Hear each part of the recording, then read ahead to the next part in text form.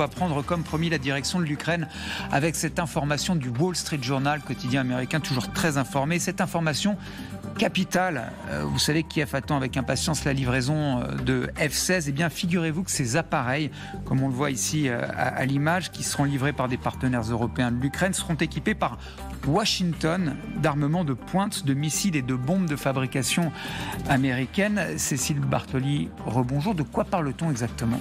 Eh bien, d'après un haut responsable américain que cite le Wall Street Journal, les États-Unis ont accepté d'armer des dizaines de F-16 envoyés en Ukraine avec des missiles de fabrication américaine et d'autres armes avancées. Washington veut équiper les F-16 de munitions air-sol, des kits de guidage de précision pour les bombes, mais aussi de missiles air-air avancés. Dans le détail, il s'agira de missiles air-sol AGM-88 ARM, les versions à portée étendue des kits de munitions à attaque directe conjointe qui convertissent les bombes non guidées en armes intelligentes.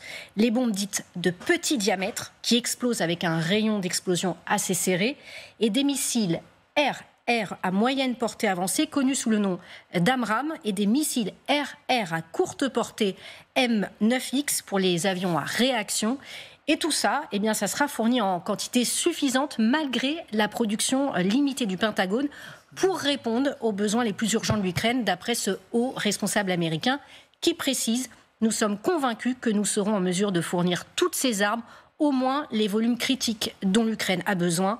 On a appris d'ailleurs que 6 F-16 arriveraient dans les prochains jours du Danemark et des Pays-Bas sur les 80 attendus par Kiev. Voilà pour ce point extrêmement factuel. Merci Cécile. Donc, comme vous le disiez, on attend ces appareils imminemment. J'en profite pour saluer l'arrivée sur notre plateau de Nathalie Krine. Vous êtes d'origine ukrainienne française, membre de 4 associations ukrainiennes, dont une qui s'appelle Des femmes ukrainiennes en France. Donc, comme vous, si je comprends bien. Sont restés avec nous Aurélien Duchesne, consultant géopolitique LCI TF1, et puis le général Patrick Dutartre, ancien général de l'armée de l'air.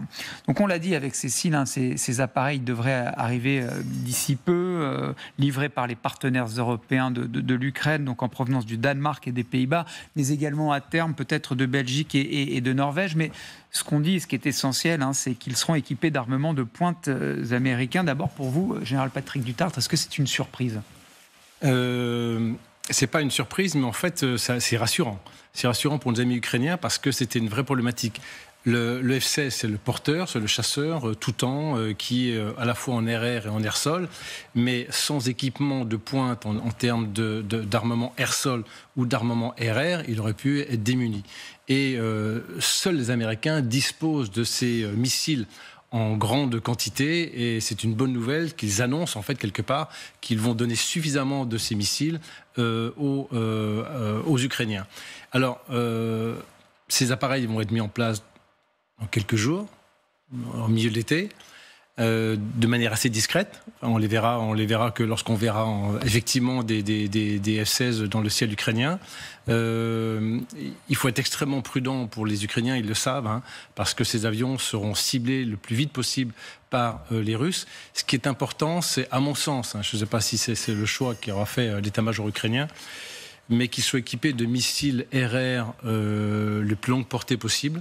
Pourquoi ? Parce que l'urgence, c'est de repousser l'aviation russe, qui aujourd'hui, quotidiennement, délivre des bombes guidées de haute précision. Mais qui est capable, je me permets de vous interrompre, général Dutartre, qui est capable de frapper depuis le territoire russe. Donc l'idée, ça serait quoi, avec ces F-16 ukrainiens, d'aller taper directement sur le sol russe, en tout cas d'aller détruire, de repousser, si vous voulez, cette aviation. Russes. Absolument. Quotidiennement, vous avez l'aviation russe qui délivre ces armements. Ils approchent à peu près à 50-60 km de leur objectif avec leur aviation, puis ils font demi-tour. Et avec ces armes guidées, en fait, sont redoutables. Ces bombes guidées sont redoutables aujourd'hui parce que c'est elles qui ont permis d'enfoncer, en fait, quelque part, qui ont permis l'avancée des troupes russes sur le sol ukrainien depuis début janvier. C'est seulement depuis début janvier que les Russes ont compris qu'il faut utiliser ce type d'armement. Et elles sont redoutables parce que c'est des grosses bombes, si vous voulez, qui n'étaient pas du tout destinées à ce genre de choses et qui sont équipées de guides, des kits, si vous voulez, de précision. Donc l'idée, enfin moi c'est ce que je ferais si j'étais responsable ukrainien, c'est d'avoir des missiles RR avec les F-16 qui pourront le faire, qui pourront aller repousser ces avions et éventuellement les détruire en vol. Donc c'est extrêmement important pour les troupes au sol de ne plus supporter ces tirs de bombes quotidiens. Regardez les statistiques. D'ailleurs, le président Zelensky en parlait la semaine dernière en disant, je crois que c'est combien 900 bombes guidées qui ont été tirées en une semaine. C'est énorme. Sur tout le front. Ouais. Et donc, ces armes-là, vous ne pouvez pratiquement rien faire. Vous ne pouvez pas les intercepter, en fait, ces bombes guidées. Et donc, l'aviation, les chasseurs ukrainiens, des chasseurs F-16 pourront repousser cette aviation russe et permettre au moins sur le front de souffler. Et ça, c'est un point très important. En effet, le président Zelensky avait fait référence au nombre extrêmement massif de bombes de toutes sortes, bombes planantes notamment, qui sont tirées par des chasseurs russes. Et d'ailleurs, depuis l'espace aérien russe, ce qui pose une difficulté supplémentaire dans le contexte qu'on connaît. Nathalie Crine, comment est-ce que vous accueillez cette nouvelle ? Est-ce que ça peut changer la donne ? Bon, évidemment, on est content, mais depuis le temps qu'on les attendait, effectivement, c'était un peu dur. On voit que les Russes ont bombardé mais massivement l'Ukraine. Enfin, faut voir le nombre de morts civils qu'il y a. On parle même pas de nos soldats qui, effectivement, ont besoin de tout. J'étais en train de discuter justement avec un soldat sur le front là qui me disait on a besoin de tout, de nourriture, on a besoin de logistique, on a besoin d'armes, on a besoin de tout ça. Donc ils attendent par tous les moyens toutes les armes possibles, imaginables. Moi, je ne me fais pas de mouron pour eux. Je suis sûre qu'ils sont capables de toute manière d'utiliser les armes comme on n'a jamais vu, parce qu'ils sont très doués pour ça. Et notre objectif principal, nous, en tant qu'Ukrainiens, si je me mets de mon côté ukrainien... Vous êtes également ukrainienne. Oui, je suis 3/4 ukrainienne, en fait. Et, ma grand-mère était française, normande.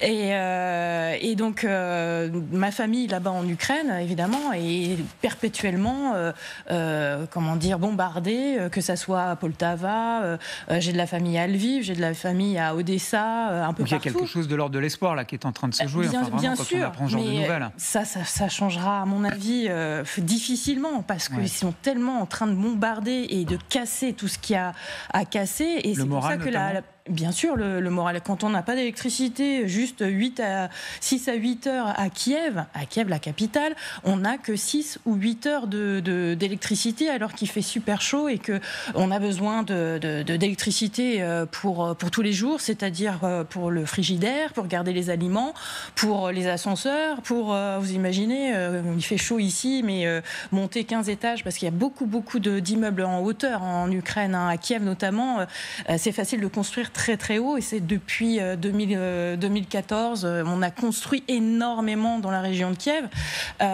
donc on a besoin d'électricité pour les écoles, pour les hôpitaux, pour tout le système de la vie de tous les jours, et ça c'est insupportable. Et donc on a besoin de ces F-16 pour bombarder éventuellement des chasseurs russes qui eux bombardent les infrastructures critiques comme celles qui fournissent de l'électricité dont vous parlez, pour ramener concrètement un petit peu cette histoire de F-16 à des préoccupations très concrètes. Oui, bien sûr, pour eux ça va être un souffle, on se dit tiens, on va peut-être réussir à passer l'hiver aussi, parce que l'inquiétude pour nous, associations humanitaires, c'est comment ils vont passer l'hiver aussi, parce qu'on est en train d'essayer d'acheter des générateurs pour que pratiquement chaque famille ait de quoi se chauffer, parce qu'ils ont tellement tapé cette année ces infrastructures qu'on est très inquiet.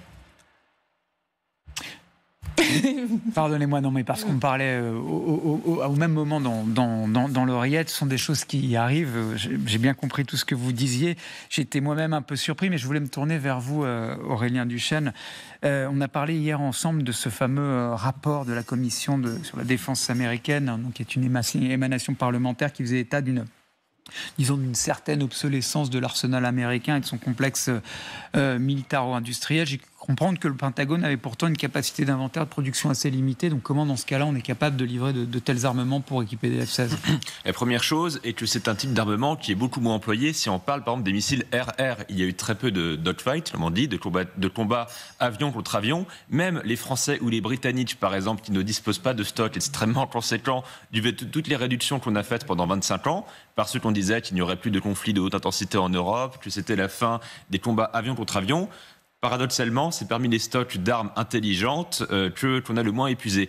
Deuxièmement, les Américains avaient gardé quand même des stocks, des volumes conséquents de missiles RR, par exemple, dans des bases en Allemagne, en Italie, là encore, dans le cadre de la réassurance, de la sécurité collective de l'OTAN. Et enfin, quand vous regardez les priorités qui sont celles des Américains, eux, ils étaient plutôt, par exemple, dans les bombes de type JDAM. Les bombes, par exemple, celle qui a détruit un poste de commandement russe hier, c'était une bombe JDAM en version planante. C'est le genre d'arme qui serait utilisée demain par les F-16 pour des frappes au sol. Donc les Américains, dans leur priorité de réorientation de leur industrie de défense depuis 2022, les types d'armes qui seraient employées par les F-16 en font partie. J'ai cru comprendre également que du côté russe, général Patrick Dutartre, on s'était inquiété du fait que les Américains déploient également un certain nombre d'armements à moyenne portée d'ici à 2026 du côté de l'Allemagne, avec cette nouvelle annonce qui prévoit donc l'équipement par des matériels américains des fameux F-16 qu'on attend. Vous attendez à quelle réaction du côté russe ? Pas beaucoup, en dehors de déclarations par des paroles, en fait. Vous savez que les F-16... on voit un effet psychologique extrêmement important, à la fois pour les Ukrainiens, le fait de dire ça y est, ces fameux avions, on est équipés d'armements ultramodernes qui sont supérieurs aux armes russes, et également côté russe, une certaine crainte, parce que même le président Poutine parlait des F-16 dans certains de ses discours. Ouais. Donc l'obsession russe, ça va être de détruire ces F-16. Oui, il y a un enjeu symbolique. Mais un enjeu capital, et c'est pour ça aussi que ça prend du temps, parce qu'il faut qu'au sol, il y ait des infrastructures qui permettent de les protéger. Et ça, c'est quelque chose de déterminant. Mais s'agissant de l'affaire que vous évoquez suite à la visite de Olaf Scholz aux États-Unis et annoncée par les dirigeants américains le 10 juillet, c'est qu'on déploie en Allemagne des équipements quelque part à la fois de protection solaire et à la fois éventuellement de missiles longue portée. Alors là, bien sûr, ce sont les fameux Tomahawk qui permettent... Pourquoi ? Parce que les Allemands ont réalisé, en fait, avec la guerre en Ukraine, que ils étaient à portée de tir d'équipements russes de la même manière que les Ukrainiens. Et j'ai dit, mais qu'est-ce qu'on peut faire quand on n'a pas les moyens de se défendre, on n'a pas les moyens solaires suffisants pour les intercepter, et nous, on ne peut pas répliquer. Donc c'est dans cette analyse, en fait, qu'il a été décidé que les Américains déploieraient occasionnellement, je vais bien dire de façon occasionnelle, des moyens, à la fois des Tomahawk, par exemple, c'est-à-dire des missiles de croisière subsoniques qui permettent d'attaquer des objectifs en Russie si nécessaire, en contrepartie d'une attaque qu'eux-mêmes supporteraient, et également des missiles d'interception solaire de longue portée. C'est ça essentiellement l'idée qui a été développée, et ça a amené beaucoup d'escalade, à la fois verbale et éventuellement technico-opérationnelle. En tout cas, le président Poutine en a parlé. Mais s'agissant des équipements des F-16 en eux-mêmes, c'était prévu en quelque part avec leur arrivée, mais personne n'en parlait vraiment. C'est une bonne nouvelle que les Américains décident de donner, comme le disait très justement Aurélien, on a des stocks en fait de missiles RR. Pourquoi ? Parce qu'il y a eu très peu de combats aériens. En fait, il y en a eu un petit peu pendant la guerre du Golfe. Il y a eu des petits engagements pendant la guerre d'ex-Yougoslavie. Il n'y en a pas eu en Afghanistan. Mais là, bien sûr, avec l'arrivée des Russes, cette invasion en Ukraine, là, ces équipements sont extrêmement importants.